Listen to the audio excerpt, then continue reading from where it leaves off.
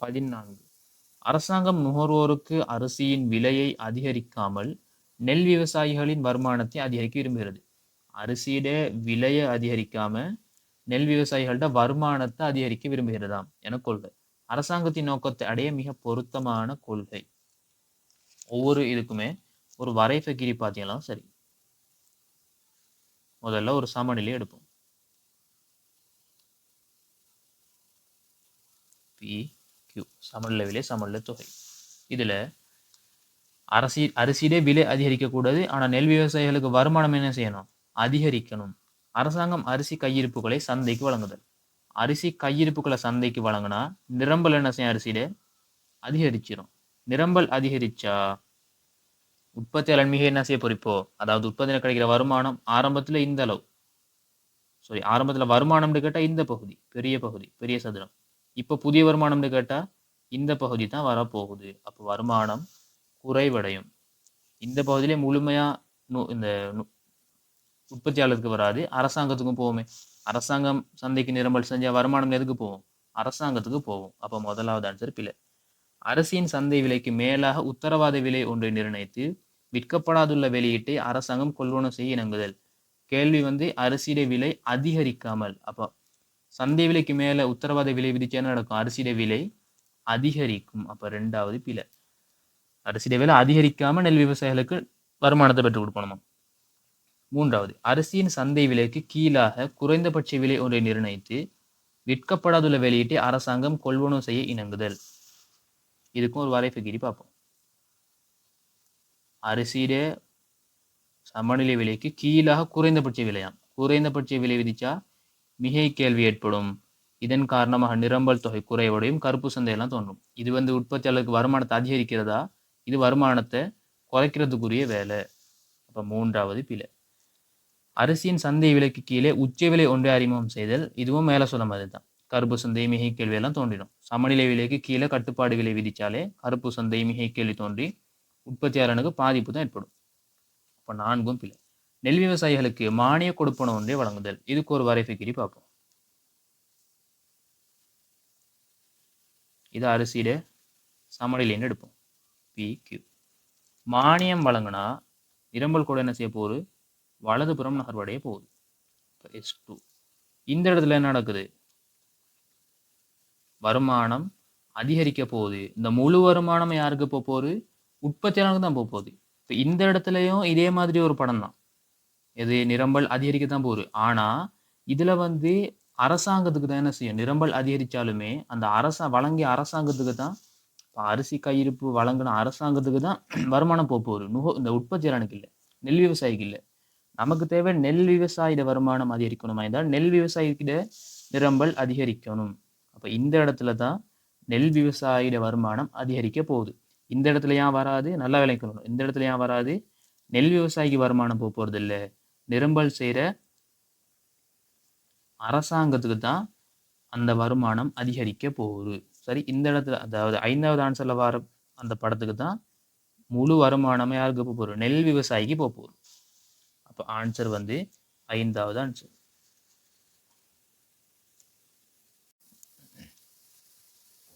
15. பின்வரும் கைத்தொழில் பண்புகளின் சேர்மானம், கைத்தொழில் பண்புகளின் சேர்மானம் தனியுரிமை போட்டி சந்தையை காட்டுகிறது. சந்தைகள் 4 வகை: நிறை போட்டி, தனியுரிமை போட்டி, தனியுரிமை, சிலர் உரிமை. இந்த 4க்குமே பண்புகளிக்கு அதை கட்டாயம் பாடமாக்கி கொள்ளணும். இதை லேசா கண்டுபிடிக்கிறதுக்கு நான் சொன்னேன், ஒரு சந்தையை தரும்போது அதுக்குரிய உதாரணத்தை எடுத்துக்கொள்ளும். இப்போ தனியுரிமை போட்டின்னு சொன்னா ஒரு சிகை அலங்கார நிலையத்தை எடுப்போம். ஒரு உதாரணத்தை வச்சு பார்க்கறது சிகை அலங்கார நிலையம். இப்போ இந்த சிகை அலங்கார நிலையத்துக்குரிய பண்புகளை பார்ப்போமே. பிரவேச சுதந்திரம். இப்போ யாரை நினைச்சாலுமே சிகை அலங்கார நிலையம் என்ன ஆரம்பிக்க முடியும். இப்போ பிரவேச சுதந்திரம் ஈக்கிறா இல்லையா? சுதந்திரம் இருக்கிறது. குறைஞ்ச தடைகள். அப்போ உயர் தடை வராது. இப்போ குறைஞ்ச தடை தான் வரப்போகுது. பொருளின் தன்மை. சிகை அலங்காரம் ஒவ்வொரு கடையிலையும் ஒவ்வொரு மாதிரி வெட்டப்படும். ஏன்? அது உற்பத்தி செய்யற அந்த தொழிலாளரோட நேரடியாக தொடர்புபட்டது. அப்போ ஓரினத்தன்மை வாய்ந்த பொருளா, வேறுபட்ட பொருளா? வேறுபட்ட பொருள். ஒவ்வொரு ஆளும் ஒவ்வொரு திறமையும். அப்போ ஒவ்வொரு வகையில வெட்டுவாங்க. சரி முடியை வந்து ஒவ்வொரு வகையில் வெட்டுவாங்க. அப்போ ஒவ்வொரு ஆட்களோட திறமை என்ன வேறாக்கம். அப்போ அது வந்து என்ன பொருளோட தன்மை வேறாக்கம் செய்தவை. தனித்துவமானது வருமா?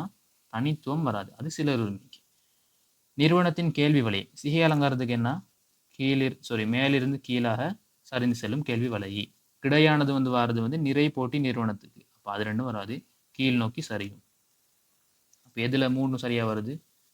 4வது ஆன்சர்ல 3 பண்புகளும் சரியா வருது. அப்போ ஆன்சர் வந்து 4வது ஆன்சர். 16வது கேள்வி. குறுங்காலத்தில் ஒரு நிறைபோட்டி நிறுவனம் பூஜ்ஜிய பொருளாதார மிகையை உழைப்பது. பூஜ்ஜிய பொருளாதார மிகைனா பூஜ்ஜிய பொருளாதார இலாபம். சரி. 16வது பொருளாதார இலாபம் சமன்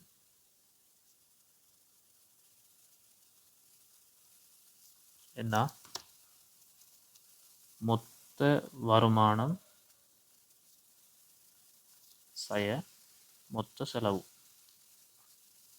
இப்போ இதுல பொருளாதார லாபம் பூஜ்ஜியமாக ஆகணுமா இருந்தா மொத்த வருமானம் என்ன செய்யணும்? மொத்த செலவுக்கு சமப்பட்டா தானே. சரிதானே? சமனா இருந்தா தானே பொருளாதாரம் பூஜ்ஜியம் ஆയിരിக்கும். உதாரணத்துக்கு மொத்த வருமானம் 100, மொத்த செலவும் 100ஆக இருந்தா பொருளாதார லாபம் எத்தனை? 0. இதுவே மொத்த வருமானம் 150, மொத்த செலவு 100ஆக இருந்தால் பொருளாதார லாபம் எத்தனை? 50ன்னு வரப்போகுது. நமக்கு கேள்வி பொருளாதார மிகைனா பொருளாதார லாபம் பூஜ்ஜியமாக இருக்கணுமா இருந்தால் மொத்த வருமானம் மொத்த செலவுக்கு சமப்படணும். இதுதான் கான்செப்ட். இதை வச்சு நம்ம எப்படி ஆன்சர் எடுக்கிறதுன்னு பார்ப்போம். விலை எல்லை செலவுக்கு சமப்படும் போதாகும். விலையையும் எல்லை செலவையும் வச்சு நம்ம இதை கண்டுபிடிக்க இயலாது. இப்போ முதலாவது ஆன்சர் வராது.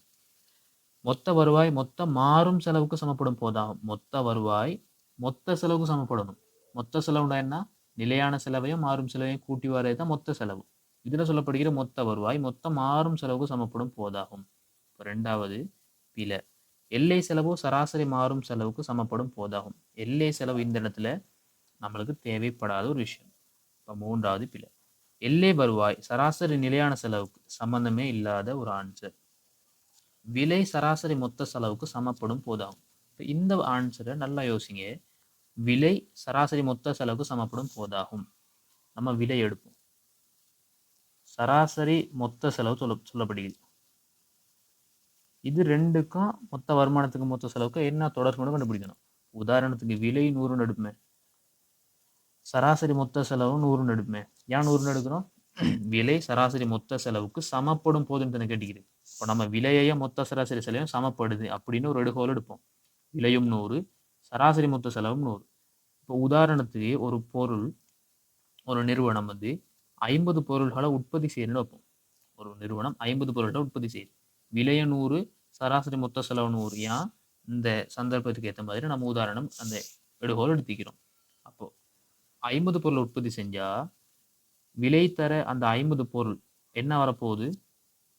மொத்த வருமானம் வரப்போகுது. சரியா இல்லையா? விலையால அந்த 50 பொருள் உற்பத்தி செஞ்சா மொத்த வருமானம் வரப்போகுது. அப்போ எவ்வளவு வருமானம்? 5000 ரூபாய். சராசரி மொத்த செலவுண்டா என்ன? ஒரு பொருளுக்கு எவ்வளோ மொத்தமாக செலவழியுது? ஒரு பொருளுக்கு மொத்தமாக எவ்வளோ செலவழியுது? 100 ரூபா செலவழியுது. 50 பொருள்டா அதையும் 50ஆல பெருக்குனா இந்த மொத்த செலவு என்ன? சராசரி மொத்த செலவை அலகுகளால் பெருக்குனா என்ன வரப்போகுது? மொத்த செலவு வரப்போகுது. இப்போ மொத்த செலவு 5000 ரூபாய். மொத்த வருமானமும் 5000 ரூபாய். சமப்படுதா இல்லையா?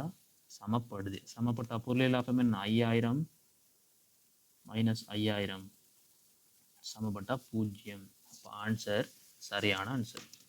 விலையும் சராசரி மொத்த செலவும் சமப்பட்டா மொத்த வருமானமும் மொத்த செலவும் சமப்படும். எனவே பொருளாதார லாபம் என்ன? 0ஆக கணிக்கப்படும். இப்போ ஆன்சர் வந்து 5வது ஆன்சர். நம்ம எப்படி எடுத்து நீங்கள் பார்க்கணும். பொருளாதார மிகை வரும்போது எல்லை செலவு தேவையில்லை. அதனால முதலாவது ஆன்சர் வராது. 3வது 4வது ஆன்சர் வராது. 2வது ஆன்சர் என்ன சொல்லப்படுகிறது? மொத்த வருவாய் மொத்த மாறும் செலவுக்கு சமணம். மொத்த மாறும் செலவு இந்த இடத்துல வராது. மொத்த வருமானம் மொத்த செலவுக்கு சமப்படணும். அப்போ விலை வந்து சராசரி மொத்த செலவுக்கு சமப்பட்டா மொத்த வருமானமும் மொத்த செலவும் சமப்படும். ஏன் விலை வந்து அலகுகளால் பெருக்கும்போது சராசரி மொத்த செலவு அலகுகளால் பெருக்கும்போது வர்த்தனை போகுது. விலை அலகால பெருக்குனா மொத்த வருமானம், சராசரி மொத்த செலவை அலகால பெருக்குனா மொத்த செலவு. அப்போ மொத்த வருமானமும் மொத்த செலவும் சமப்படும். எனவே பொருளாதார லாபம் 0 காணப்படும். ஆன்சர் வந்து 5வது ஆன்சர். 17 அளவு திட்ட சிக்கனம் இலிகளை அனுபவிக்கும் ஒரு நிறுவனம். அளவு திட்ட சிக்கனம் இலியாம். அளவு திட்ட விளைவு எந்த இடத்துல வாருது? நீண்ட கால உற்பத்தியில வாருது. சரி, அளவு திட்ட விலை விதி 3 வகை. அதிகரிக்கும் அளவு திட்டம், குறைந்து செல்லும் அளவு திட்டம், மாறா அளவு திட்டம். அதிகரிக்கும் அளவு திட்டத்துக்கு என்ன ஆயிக்கும்? அதிகரிக்கும் அளவு திட்டத்துக்கு நான் ஃபுல்லா எழுத இல்லை, சும்மா எழுத்த மட்டும் எழுதுறேன். நீங்க வந்து ஃபுல்லா தேவை எழுதி கொடுங்க, நான் ஷோர்ட் எழுதிட்டு போறேன். அதிகரிக்கும் அளவு திட்டமா இருந்தா சிக்கனம் வைக்கும், அளவு திட்ட சிக்கனம். குறைந்து செல்லும் அளவு திட்டமா இருந்தா சிக்கனமின்மை. மாறா அளவு திட்டமா இருந்தா சிக்கனமின்மையும் இல்லை, சிக்கனமும் இல்லை. சிக்கனமும் இல்லை, சிக்கனமின்மையும் இல்லை. ரெண்டுமே இல்லாத ஒரு சந்தர்ப்பம் தான் மாறா அளவு திட்ட விளைவுதில் காணப்பட போகுது. இப்போ நமக்கு கிடைக்கிற அளவு திட்ட சிக்கனம் இலிகளை அனுபவிக்கும் ஒரு நிறுவனம். சிக்கனம் இலிகள் தான் என்ன? நீண்ட காலம் மாறும் செலவு அதிகரிச்சுக்கிட்டு போகும். சிக்கனம் தான் என்ன? நீண்ட காலம் மாறும் செலவு குறைவடைஞ்சிட்டு போகணும். ஒன்று. குறுங்காலத்தில் எல்லை செலவு அதிகரிப்பாகும். அளவு திட்டத்துக்கும் குறுங்காலத்துக்கும் சம்பந்தம் இருக்கிறதா? இல்லை. அப்போ முதலாவது ஆன்சர் நேரடியாக கருத்து. வெளியீடு அதிகரிக்கும் போது நீண்ட கால சராசரி மொத்த செலவு அதிகரிப்பாகும். வெளியீடு அதிகரிக்கும் போது நீண்ட கால சராசரி மொத்த செலவு என்ன செய்ய போறான்? அதிகரிக்க போறான். இதுக்கு பேர் தான் என்ன? அளவு திட்ட சிக்கனமின்மை. நீண்ட காலத்தில் சராசரி மொத்த செலவு வீழ்ச்சியாகும். இது என்ன? சராசரி மொத்த செலவு நீண்ட காலத்தில் வீழ்ச்சி அடைந்தா சிக்கனம், அளவு திட்ட சிக்கனம். இந்த அளவு திட்ட சிக்கனம் எதுல இருக்கும்? அதிகரிக்கும் அளவு திட்ட விளைவுதில் இருக்கும். இப்போ 3 பிழை. உள்ளீடுகளின் அதிகரிப்பை விட வெளியீட்டில் ஒரு கூடிய அதிகரிப்பாகும். இது வந்து சிக்கனம் தொடர்பாக சொல்லப்படுகிறதா? இல்லை, இது வந்து அளவு திட்ட விளைவு விதியை சொல்லப்பட்டு உள்ளீடுகளோட அதிகரிப்பை விட வெளியீட்டில் ஒரு கூடிய அதிகரிப்பு வாரது எதுல? அதிகரிக்கும் அளவு திட்ட விளைவு விதியில. அது வந்து அளவு திட்ட விளைவு விதியை சொல்லப்படுகிறது, அளவு திட்ட சிக்கனம் தொடர்பாக சொல்லப்பட இல்லை. அப்போ 4 பிழை. வெளியீட்டு மட்டம் எதுவாயினும் நீண்ட கால சராசரி மொத்த செலவு நிலையாக இருப்பதாகும். நிலையாக இருந்தா அது என்ன? நீண்ட கால மொத்த சராசரி செலவு நிலையாக இருந்தா அது சிக்கனமோ சிக்கனமின்மையோ அற்ற நிலைமை. அளவு திட்ட சிக்கனமும் இல்லை, அளவு திட்ட சிக்கனம் இன்மையும் இல்லை. ஆன்சர் 5வதும் வராது. 2வது தான் சரியான ஆன்சர். 18வது பின்வரும் அட்டவணை வெவ்வேறு வெளியீட்டு மட்டங்களில் ஒரு நிறுவனத்தின் மொத்த செலவையும் எல்லை செலவையும் காட்டுகிறது. மொத்த செலவையும் எல்லை செலவு. எல்லை செலவுன்னு என்ன? ஒரு பொருள் ஒரு அலகு அதிகரிக்கிறதுக்காக வேண்டி ஏற்பட்ட செலவு. மொத்த செலவுண்டா மாறும் செலவையும் நிலையான செலவையும் கூட்டி வாரது. 5 வெளியீட்டு அலகுகளை உற்பத்தி செய்வதற்கான சராசரி நிலையான செலவு. முதல்ல பார்க்கணும், சராசரி நிலையான செலவுக்கு சமன்பாடு என்ன? மொத்த நிலையான செலவின் கீழ் தொகைகள். சரி, இப்போ நமக்கு தொகை தரப்படுகிறது 5. மொத்த நிலையான செலவு கண்டுபிடிக்கணும். அது எப்படி கண்டுபிடிக்கிறது? அதுக்கு தான் எல்லை செலவு தரப்படுகிறது. எல்லை செலவுன்னா என்ன? ஓர் அலகு அதிகரிக்கும் போது ஏற்படுற அதிகமான அந்த ஏற்படுற செலவு. ஒரு அலகு அதிகரிக்கும் போது, உற்பத்தியில் ஒரு அலகு அதிகரிக்கும் போது ஏற்படுற செலவு தான் எல்லை செலவு. இப்போ நம்ம இந்த இடத்துல பார்க்கணும், வெளியீட்டு மட்டம் 0 இருக்கும் போது ஒரு செலவு இருந்து நிற்கும். அந்த செலவு தான் என்ன? நிலையான செலவாக இருந்துக்கு போகுது. அது சரித்தானே? வெளியீட்டு மட்டம் 0 இருக்கும் போது ஒரு செலவு இருந்திக்கும். இப்போ வெளியீட 0ல இருந்து 1 அதிகரிக்கும் போது ஏற்பட்ட செலவு எவ்வளோ? 50 ரூபாய். அதாவது வெளியீட்டு 0ல இருந்து 1 அதிகரிக்கும் போது ஏற்பட்ட செலவு தான் என்ன? 50 ரூபாய். அப்போ மொத்த செலவுல இந்த 50 ரூபாய் என்ன வைக்கும்? மாறும் செலவாக இருக்க போகுது. அதாவது 0ல இருந்து 1 அலகாக அதிகரிக்கும் போது ஏற்பட்ட செலவு என்ன? அந்த 50 ரூபாய் மாறும் செலவு. இப்போ பார்க்கணும், மொத்த செலவு சமன் டிஎஃப்சி பிளஸ் டிவிசி. 0ல இருந்து 1 அதிகரிக்கும் போது எல்லை செலவு 50 ரூபாய்ண்டா அந்த 50 ரூபாய் தான் என்ன? மாறும் செலவு. மொத்த செலவு எத்தனை? 250. அப்போ டிஎஃப்சியை கண்டுபிடிக்க இயலுமா இல்லாதா? மொத்த நிலையான செலவை கண்டுபிடிக்க இயலும். அப்போ 250 எழுவாய் மாற்றம் செஞ்சால் -50 சமன் டிஎஃப்சி. எனவே டிஎஃப்சி சமன் எத்தனை? 200 ரூபாய். விளங்கிட்டா? 0 இருக்கும்போது 200 ரூபாயா இருந்துக்குது. ஒரு அலகால் அதிகரிக்கும் போது 50 ரூபாய் அதிகரித்து மொத்த செலவு 250 அதிகரித்து இருக்குது. அப்போ அந்த 50 ரூபாய் என்ன மாறும் செலவு. அப்போ இந்த 200 இந்த இடத்துல போடுறது. 200 5ஆல் பிரித்தா 40 ரூபாய் சராசரி நிலையான செலவு. நேரடியாக 200 ஆன்சர் கொடுத்திக்குது. நம்ம வசனத்தை கவனிக்கலன்னு சொன்னால் ஆன்சர் பிழைச்சிடும். கேள்வி சராசரி நிலையான செலவு, மொத்த நிலையான செலவு இல்லை. இந்த 200ங்கிறது மொத்த நிலையான செலவு. அப்போது 40 ரூபாய் தான் ஆன்சராக வரப்போகுது. 5வது ஆன்சர். 19 தேசிய கணக்கீட்டிலேருந்து வந்துக்குது. பெறுமதி சேர்க்கை முறையின்படி மொத்த உள்நாட்டு உற்பத்தி அளவிடப்படுவது எப்படி? மொத்த வெளியீட்டு பெறுமதியிலிருந்து இடைநிலை நுகர்வை கழிச்சு வருது. இது நேரடியான சமன்பாடு தெரிஞ்சிருந்தாலே ஆன்சர் எடுத்துடலாம்.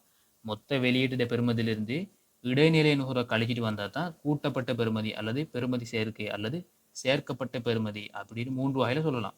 சேர்க்கப்பட்ட பெறுமதி, கூட்டப்பட்ட பெறுமதி அல்லது பெறுமதி சேர்க்கை, மூன்றுமே ஒன்று தான். மொத்த வெளியீட்டு பெறுமதியிலிருந்து இடைநிலை நுகர்வை கழிச்சு வாரது. அப்போ ஆன்சர் முதலாவது ஆன்சர். 2வது எல்லா முடிவுப் பொருட்கள் மற்றும் சேவைகளின் பெறுமதியை கூட்டுவதன் மூலமாகவும் இது பெறுமதி சேர்க்கையை கண்டுபிடிக்கிறதுக்கு முறை. பொருளாதாரத்தில் உருவாக்கப்பட்ட மொத்த வருமானங்களை கூட்டுவதன் மூலமாகவும் இல்லை. உற்பத்தியில் பயன்படுத்தப்பட்ட எல்லா இடைநிலை பொருட்களின் பெறுமதியையும் கூட்டுவதாகும். இடைநிலை பெறுமதியை கூட்டுவதில்லை.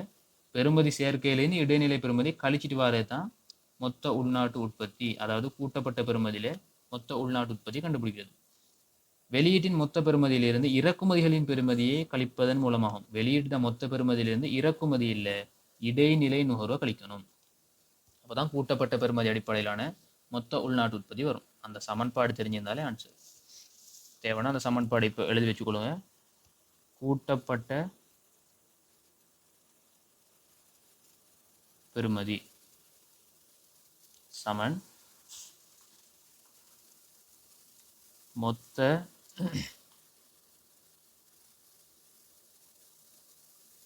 வெளியீட்டின் பெறுமதி மைனஸ் இடைநிலை நுகர்வு. இது என்னன்னு தெரியுது. மொத்த வெளியீட்டின் பெறுமதிண்டா ஒரு பொருளை உற்பத்தி செஞ்சு எவ்வளோக்கு சந்தையில் விற்பனை செய்கிறோம் அந்த பெறுமதி. இடைநிலை நுகர்வுண்டா அந்த உற்பத்திக்கு பயன்படுத்தப்பட்ட அந்த இடைநிலை, அதாவது வெளியின்னு கொள்வனை செஞ்ச பொருட்கள். உதாரணத்துக்கு ஒரு இந்த பேனை எடுப்போமே, இந்த பேனைக்கு 100 ரூபா அப்படின்னு வச்சுப்போம். இந்த பேனையிலே பெறுமதி, சந்தையில் விற்கப்படுற பெறுமதி. இந்த பேனையை விற்கிறதுக்கு, அதாவது உற்பத்தி செய்கிறதுக்கு இந்த இங்கை 50 ரூபாய் கொடுத்து வாங்கிக்கிறேன்னு வைங்க, வெளியே இருந்து வாங்கிக்கிறோம் இங்கே. அப்போ கூட்டப்பட்ட பெறுமதி எவ்வளோ? 50 ரூபாய் அப்படின்னு வருது. அப்போ கூட்டப்பட்ட பெறுமதி சமன் மொத்த வெளியீட்டின் பெறுமதியிலிருந்து இடைநிலை நுகர்வை கழிச்சிட்டு வாரது. இப்போ முதலாவது ஆன்சர்.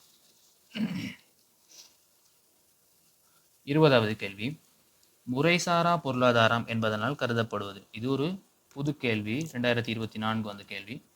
முறைசாரா பொருளாதாரம்னு சொன்னால் கட்டுப்பாடுகள் அற்ற பொருளாதாரம். அரசாங்கத்தால் முறையா, அதாவது முறைசாரா, முறை இல்லாத, அரசாங்கத்தால் ஒழுங்கான முறையில் கட்டுப்பாடு அற்ற ஒரு பொருளாதாரம் தான் முறைசாரா பொருளாதாரம். சட்டவிரோதமானதும் அரசாங்கத்திடம் மறைக்கப்படுவதுமான நடவடிக்கைகள் இல்லை. அது இல்லாமல் சட்டவிரோதம் அரசாங்கத்திடமிருந்து மறைக்கப்படுவது அப்படின்னு வரதில்லை. அது கட்டுப்பாடுகள் அற்ற அப்படின்னு வருஷனம் வரணும். அரசாங்கத்தால் கண்காணிக்கப்படாத அல்லது ஒழுங்குபடுத்தப்படாத பொருளாதார நடவடிக்கைகள் ஆகும். சரி, அரசாங்கத்தால் கண்காணிக்கப்படலையாம் அல்லது ஒழுங்குறுத்தப்படாத பொருளாதார நடவடிக்கைகள் தான் என்ன? முறைசாரா பொருளாதாரம். 3வது, சிறு வியாபாரிகளால் மேற்கொள்ளப்படும் எல்லா பொருளாதார நடவடிக்கைகளாகும். சிறு வியாபாரிகளால் மேற்கொள்ளப்படும் எல்லா பொருளாதார நடவடிக்கை இல்லை. பெரிய கூட்டுத்தாபனங்கள் மற்றும் இலாப நோக்கற்ற நிறுவனங்களுக்கு இடையில் நடைபெறும் பொருளாதார நடவடிக்கை சம்பந்தம் இல்லாத ஆன்சர். பொருளாதாரத்தின் வாழ்வாதார விவசாயத்துறையாகும். சம்பந்தம் இல்லாத ஆன்சர். நீங்கள் வசனத்தை பார்த்தோன்னே விளங்கிக்கும். முறைசாரா பொருளாதாரம்டா என்ன? கட்டுப்பாடுகள் அற்ற, முறை ஒன்று இல்லாத ஒரு பொருளாதாரம். இதில் முதலாவது ஆன்சர் 2வது ஆன்சரில் ஒரு குழப்பம் ஏற்படலாம். முதலாவது என்ன? சட்டவிரோதம், அரசாங்கத்திடமிருந்து மறைக்கப்படுவது, இது தொடர்பாக சொல்லப்பட்டிருக்குது.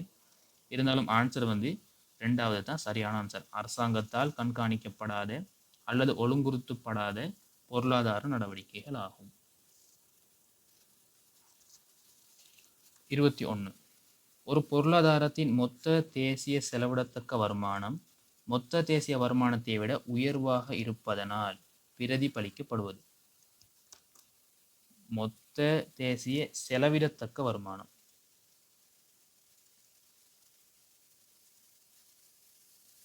செலவிடத்தக்க வருமானம் சமன் மொத்த தேசிய வருமானத்தோட வரியை கழிச்சு மாற்றலை கூட்டுவோம். எல்லா மாற்றல், வெளிநாட்டு மாற்றல், உள்நாட்டு மாற்றல், அரச மாற்றல், எல்லா மாற்றலும் வரும். சரி, இப்போ மொத்த தேசிய செலவிடத்தக்க வருமானம் என்ன? மொத்த தேசிய வருமானத்தில் வரியை கழிச்சு மாற்றலை கூட்டுவோம். இதில் கேட்டீங்க மொத்த தேசிய செலவிடத்தக்க வருமானம் இது தேசிய வருமானத்தை விட கூடுதலாக உயர்வாக இருப்பதுன்னா என்ன? வரி குறைன்னு சொல்லணும் அல்லது மாற்றல் கூடுதல்னு சொல்லணும். அப்போ தானே இதுக்கும் இந்த மொத்த தேசிய வருமானத்தை விட மொத்த செலவிடத்தக்க வருமானம் கூடைக்கணுமா? கூடைக்கணுமா என்ன? வரி ஒன்று குறைஞ்சிருக்கணும் அல்லது மாற்றல் என்ன செஞ்சிக்கணும்? அதிகரிச்சு இருக்கணும். உதாரணத்துக்கு மொத்த செலவிடத்தக்க தேசிய வருமானம் 1000 வைப்போம். மொத்த தேசிய வருமானம் ஒரு 900 வைப்போம். சரி, வரி 50, மாற்றல் ஒரு 300 வைப்போம். அப்போ இப்போ பாருங்க, 900 300 1200, 50 மைனஸ்டா 1150.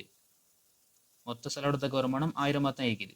ஆனால் மொத்த தேசிய வருமானம் அதிகமாகின்ற என்ன அர்த்தம்? மொத்த தேசிய வருமானத்தை விட உயர்வாக இருப்பதனால் என்ன பிரதிபலிக்கப்படுறா? மாற்றல் அதிகரித்து இருக்குது அல்லது வரி குறைவடைஞ்சு மாற்றல் அதிகரிக்கணும். நாடு வர்த்தக நிலுவை குறைநிலையை அனுபவிக்கிறது. வர்த்தக நிலுவை குறைநிலை இதுக்கும் சம்பந்தமே இல்லை. முதலாவது பிள்ளை. நாடு வர்த்தக மிகை நிலை பொருத்தமில்லாத ஆன்சர். நாட்டின் உள்நாட்டு உற்பத்தி அதன் நுகர்வை விஞ்சுகிறது என்பதாகும். நாட்டோட உள்நாட்டு உற்பத்தி நுகர்வை விஞ்சுகிறதாம். அதுக்கும் பொருத்தம் இல்லை. நாடு முதலீட்டை விட கூடுதலாக சேமிக்கிறது என்பதாகவும் இல்லை. நாட்டின் தேறிய வெளிநாட்டு மாற்றல்கள் நேர்கணியமாக உள்ளது. வெளிநாட்டு தேறிய மாற்றல் என்னவா? நான் என்ன சொன்னேன்? மாற்றல் கூட இருந்தாலே மொத்த செலவிடத்தக்க வருமானம் தேசிய வருமானத்தை விட கூடுதலாக தான் இங்கே போகுது. சரி, அப்போ நாட்டில் தேறிய வெளிநாட்டு மாற்றல்கள் என்ன? நேர்கணியமாக உள்ளதுடா. ஆன்சர் 5வது ஆன்சர். மறுபடியும் சொல்றேன், இப்போ மொத்த தேசிய ரெண்டுமே சமன் எடுங்களேன். மொத்த தேசிய வருமானமும் மொத்த செலவிடத்தக்க வருமானமும் சமனாகின்னு வச்சுக்கொள்ளுங்க. உதாரணத்துக்கு மொத்த தேசிய வருமானம் 1000 அப்படின்னு வைங்க. சரியா, சமன் எடுக்காங்க. மொத்த தேசிய வருமானம் 1000. மொத்த செலவிடத்தக்க வருமானம் எப்படி கண்டுபிடிக்கிறது? வரியை கழிப்போம், மாற்றலை கூட்டுவோம். இப்போ வரி ஒரு 50, மாற்றலை கூட்டுனா மாற்றல் ஒரு 100 வச்சா 1050 வரப்போகுது. இப்போ மொத்த தேசிய வருமானம் 1000, செலவிடத்தக்க தேசிய வருமானம் 1050. அப்படி வாரத்துக்கு காரணம் என்ன? இந்த மாற்றல். அந்த மாற்றல் கூடுதலாக இருக்குது. அதுதான் நாட்டின் தேறிய வெளிநாட்டு மாற்றல்கள் நேர்கணியமாக உள்ளது என்பதாகும். எல்லா மாற்றலும், அரச மாற்றல் அல்லது வெளிநாட்டு மாற்றல் எல்லாமே நேர்கணியமாக இருந்தேன்னா மொத்த செலவிடத்தக்க தேசிய வருமானம் மொத்த தேசிய வருமானத்தை விட கூடுதலாக இருக்கும். இப்போ ஆன்சர் 5வது ஆன்சர். இந்த சமன்பாடை கட்டாயம் எழுதி கொள்ளுங்க. மொத்த தேசிய செலவிடத்தக்க வருமானம் சமன் மொத்த தேசிய வருமானத்திலிருந்து வரியை கழிச்சு மாற்றலை கூட்டுவோம். சரி, இது சேர்த்து சொல்றது தேறிய மாற்றல். வரியை மாற்றல் இருந்து கழிச்சிட்டு வர்றது தான் தேறிய மாற்றல். மாற்றல்ல இருந்து வரியை கழிச்சிட்டு வர்றதுன்னா தேறிய மாற்றல். இப்போ ஆன்சர் 5வது ஆன்சர். 23. அரசாங்க நடவடிக்கைகள் இல்லாத மூடப்பட்ட பொருளாதாரம் ஒன்றில் ரூபாய் 200 மில்லியனினால் முதலீடு அதிகரிப்பதன் விளைவாக நுகர்வில் 800 மில்லியன் அதிகரிப்பு ஏற்படுத்துகிறது. இப்பொருளாதாரத்தின் எல்லை நுகர்வு நாட்டம் யாது? கேட்டுக்கிற கேள்வி. முதலீடு எத்தனையா? 800 மில்லியன் மாற்றம், 800 மில்லியன் அதிகரிக்குது. சாரி, முதலீடு 200 மில்லியன். நுகர்வு எத்தனையால் அதிகரிக்கிறான்? 800 மில்லியனால அதிகரிக்கிறான். இப்போ நம்ம பார்க்கணும், அரசாங்க நடவடிக்கைகள் இல்லாத மூடப்பட்ட பொருளாதாரம் ஒன்றில். மூடப்பட்ட பொருளாதாரத்துக்குரிய தேசிய சமநிலைக்குரிய அந்த மொத்த தேசிய வருமானத்துக்குரிய சமன்பாடு என்ன? y = c + i. இதில் சி எவ்வளோத்தில் அதிகரிக்கிறான்? 800ஆல். ஐ எவ்வளோத்தில் அதிகரிக்கிறான்? 200ஆல். இப்போ வருமானம் எவ்வளோ அதிகரிச்சிக்க போகுது? 1000ஆல் y அதிகரிச்சிக்க போகுது. இப்போ டெல்டா சி தானே, அதாவது மாற்றம் தானே தரப்படுகிறது. இப்போ வருமான மாற்றம் எவ்வளோ? 1000. கேட்டுக்கிற கேள்வி எல்லை நுகர்வு நாட்டம். எல்லை நுகர்வு நாட்டம் என்ன? எம்பிசி சமன் டெல்டா சியின் கீழ் டெல்டா வை. சமன்பாடு கட்டாயம் பாடமாக இருக்கணும். இப்போ டெல்டா சியின் கீழ் டெல்டா வை. டெல்டா சி எவ்வளோ தரப்பட்டு இருக்குது? 800. டெல்டா வை எவ்வளோ? 1000. கண்டுபிடிச்சேன். எப்படி?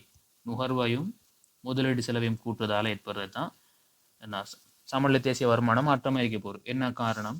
மூடப்பட்ட பொருளாதாரம். அப்போ அரச செலவு, அது இல்லாமல் ஏற்றுமதி இறக்குமதி எதுவும் இருக்காது. அப்போ 800, 200, 1000 வருமான மாற்றம் 1000. டெல்டா வைக்கு 1000 பெருது செஞ்சு சுருக்குனா சரி 0.8 வரும் ஆன்சர். எல்லை நுகர்வு நாட்டம். இப்போ ஆன்சர் வந்து 4வது ஆன்சர். எம்பிஎஸ் கேட்டால் 0.2 அப்படியும் கேட்டு வரலாம். அதாவது எல்லை நுகர்வு நாட்டத்தை கண்டுபிடிச்சி அதில் ஒன்றில் அந்த எல்லை நுகர்வு நாட்டத்தை கழிப்பதனூடாக எல்லை சேமிப்பு நாட்டத்தை கண்டுபிடிச்சி எடுக்க இயலும். ஆன்சர் வந்து 4வது ஆன்சர். 24. இவ்வரைபடமானது ஒரு மொத்த கேள்வி வலையை காட்டுகிறது. மொத்த கேள்வி வலையை காட்டுகிறதாம். இதில் கிடையச்சின் மீது அளவிடப்படுவது எது? கிடையச்சில் அளவிடப்படுவது எதுன்னு கேட்டுக்கிறேன். மெய்மொத்த உள்நாட்டு உற்பத்தி தான் இந்த படத்தில் கிடையச்சில அளவிடப்பட போகுது. மெய்மொத்த உள்நாட்டு உற்பத்தி. லேசான கேள்வி. வரைபடம் தெரிஞ்சிருந்தா ஆன்சர். பெயரளவு தேசிய வருமானம் இல்லை, பெயரளவு தேசிய வெளியீடு இல்லை, பெயரளவு செலவிடத்தக்க வருமானம் இல்லை, சாத்தியமற்ற வெளியீடு இல்லை. மெய்மொத்த உள்நாட்டு உற்பத்தி தான் இந்த கிடையச்சால அளவிடப்பட போகுது. மொத்த கேள்வி இப்படி போகும். அந்த வரைபடம் தெரிஞ்சிருந்தாலே ஆன்சர். 25. மொத்த கேள்வி வலையையும் மொத்த நிரம்பல் வலையையும் ஒன்றை ஒன்று வெட்டி செல்லும் புள்ளியில். மொத்த கேள்வி வலையையும் மொத்த நிரம்பல் வலையையும் ஒன்றை ஒன்று வெட்டி செல்லும் புள்ளியில் பொருளாதாரம் சமநிலை அடைவதாக கருத. வரிகள் சம அளவில் அதிகரிக்கப்படாமல் அரசாங்க செலவீட்டில் ஓர் அதிகரிப்பு ஏற்படுமாயின், அதாவது வரி வந்து சம அளவில் அதிகரிக்கலாம், அதிகரிக்கப்படாமல், வசனம் முக்கியம், அதிகரிக்கப்படாமல் அரச செலவீட்டில் ஓர் அதிகரிப்பு ஏற்படுமாயின் பெரும்பாலும் குறுங்காலத்தில் ஏற்படத்தக்க விளைவு. முதல்ல நம்ம பார்க்கணும் மொத்த கேள்வினா என்ன? CIGNX, அதாவது தேரி ஏற்றுமதி, நுகர்வு முதலீடு, அரசு செலவு. இதுல வரியை விட அரசு செலவு என்ன செய்யறான்? அதிகரிக்க போகுதான். வரியை அதிகரிக்கிறத விட சம அளவு இல்லைன்னு சொன்னா வரியை அதிகரிக்குது. வரி அதிகரிச்சா நுகர்வு லேசா குறையும் தானே, நுகர்வு செலவு குறையும். ஆனா அதை விடவும் அரசு செலவு என்ன செய்யறான்? நிறைய அதிகரிக்க போகுது. சம அளவுல வரி அதிகரிக்க இல்லையே. அப்போ வரி அதிகரிச்சாலுமே நுகர்வு வந்து லேசா குறையத்தான் போகுது. இருந்தாலும் அதை விட அதிகம் என்ன செய்ய போகுது? அரசு செலவு அதிகரிச்சா மொத்த கேள்வி என்ன செய்யும்? அதிகரிக்கும். அரசு செலவு அதிகரிக்கிற விதம் கூட இருந்தா மொத்த கேள்வி அதிகரிக்கும். இப்போ நம்ம வந்து மொத்த கேள்வி அதிகரிப்பு தொடர்பாக தான் ஆன்சர் கொடுக்கணும். மொத்த கேள்வி வலையை இடப்புறம் நகர்ந்து வேலையின்மை அதிகரிக்கும். மொத்த கேள்வி வலை அதிகரிச்சா, நமக்கு அதிகரிக்க போகுதுன்னு கண்டுபிடிச்சிட்டோம். மொத்த கேள்வி வலை அதிகரிக்க போகுது. மொத்த கேள்வி வலை அதிகரிச்சா கேள்வி வலை இடப்புறம் நகர்வடையுமா? இல்லை. அப்போ முதலாவது ஆன்சர் பிழை. மொத்த கேள்வி வலை வலப்புறம் நகர்ந்து சரி உயர் வெளியீட்டுக்கும் உயர் தொழில் வாய்ப்புக்கும் இட்டு செல்லும். மொத்த கேள்வி வலை வலப்புறம் நகர்வடைஞ்சா வெளியீடுகள் அதிகரிக்குமாம். இதன் காரணமாக உயர் தொழில் வாய்ப்பும் இட்டு செல்லும். ஆன்சர் சரி மாதிரி இருக்குது, இருந்தாலும் இருக்கட்டும், நம்ம அடுத்ததை பார்த்துட்டு வரோம். மொத்த கேள்வி வலை மாறாதிருக்கும். மொத்த கேள்வி வலை மாறாம இருக்குமா? மொத்த கேள்வி எப்படியுமே அதிகரிக்கத்தானே போகுது. மொத்த கேள்வி அதிகரிக்க போகுது. அதாவது அரசு செலவு அதிகரிப்பதன் காரணமாக மொத்த கேள்வி அதிகரிக்கும். அப்போ மொத்த கேள்வி மாறாதிருக்கும் வர ஆன்சர் பிழை. அப்போ மூன்றாவது பிழை. மொத்த கேள்வி வலை வலப்புறம் நகர்ந்து சரி குறைந்த வெளியீட்டிற்கும் குறைந்த தொழில் வாய்ப்புக்கும். மொத்த கேள்வி அதிகரிச்சா நுகர்வு செலவு, முதலீட்டு செலவு எல்லாம் அதிகரிக்கின்றதுன்னு அர்த்தம். இப்போ முதலீடு, அரசு செலவு எல்லாம் அதிகரிப்பதன் காரணமாக உற்பத்தி என்ன செய்யும்? அதிகரிக்கும். அப்போ நான்காவது ஆன்சரும் பிழை. உற்பத்தி குறைந்த தொழில் வாய்ப்பு, குறைந்த வெளியீடா? குறைந்த வெளியீடுல வெளியீடுகள் அதிகரிக்கும். அரசு செலவு அதிகரிப்பதன் காரணமாக வெளியீடு என்ன செய்யும்? அதிகரிக்க போகுது.